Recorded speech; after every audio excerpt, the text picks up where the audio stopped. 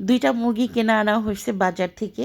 তো আমি লেগ পিসগুলো একটু কেটে নিয়ে রেখে দিয়েছি, রোস্ট করব মূলত এই জন্যই।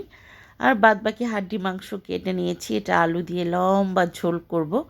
তো এর জন্য আমি কড়াই কিন্তু বসিয়ে দিয়েছি, একটু বেশি করে পেঁয়াজ ভেজে নিচ্ছি, একটু বেরেস্তা তুলে নিব। এরপর মশলা টশলা কষিয়ে মাংস কষিয়ে নিব। এদিক দিয়ে ভাত কিন্তু রান্না করে ফেলেছি সবার আগে। তো এরপর মাংসের ঝোলটা করব, আর কিন্তু সেরকম রান্নাবান্না রাখিনি। রসুনের পেস্ট শেষ হয়ে গিয়েছিল, ওটাও একটু করে নিলাম। তো এই তো মাংস কিন্তু কষিয়ে নিচ্ছি, বেশ ভালো একটা কালার এসছে। তো রান্নাটাও খুব মজারই হয়েছিল, বাচ্চাদের তো চিকেন হলে আর কিছুই লাগে না দুনিয়াতে।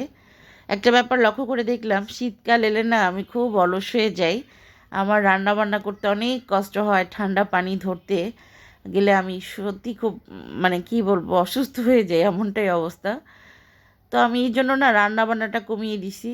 আর 2-1 দিন ধরে কিন্তু প্রচুর শীত, সারাটাক্ষণ লেপ কম্বলের নিচেই থাকতে এখন ভাল লাগছে আর কি। তো এই তো মাংস কষিয়ে নিয়ে আমি আলুটা অ্যাড করে দিলাম, একটু কষিয়ে নিব।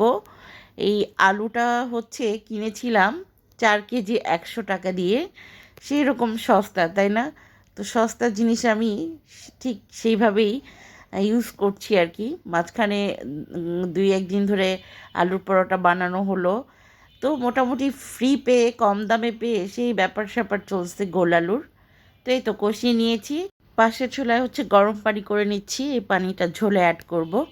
মাংস টাংস রান্না করলে ঝোলের পানিটা সবসময় গরম করে নিলে না টেস্টটা কিন্তু বেশ ভালো আসে। তো এই দিক দিয়ে মুরগির মাংসটাও কিন্তু বেশ ভালো কষিয়ে নেওয়া হয়েছে আলুর সাথে। তো এরপর আমি লম্বা করে ঝোলের পানি দিয়ে দিব, টানিয়ে নিয়ে দেন নামিয়ে ফেলবো। আর আলু দিয়ে রান্না করলে না একটু ঝোল ঝোল করে খেতে ভালোই লাগে, আমার কন্যাদেরও পছন্দ। তো ফাইনাল একটা লুক তোমাদেরকে দেখিয়ে দিচ্ছি, বেশ মজার হয়েছিল তরকারিটা।